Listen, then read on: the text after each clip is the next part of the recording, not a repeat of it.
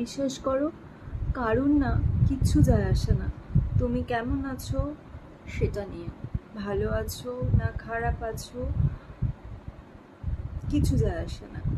মানুষের শুধু একটা জিনিসে যায় আসে, সেটা হলো তার তোমাকে কতটা প্রয়োজন কতটা অপ্রয়োজন।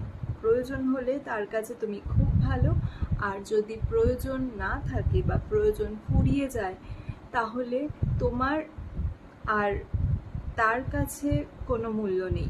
ভালো খারাপ তো ছেড়েই দাও, সেটা অনেক দূরের কথা। তুমি একদমই মূল্যহীন হয়ে উঠবে তাদের কাছে যাদের কাছে তোমার কোনো প্রয়োজন নেই। তাই বলে এটা ভাববে না তুমি গুরুত্বহীন।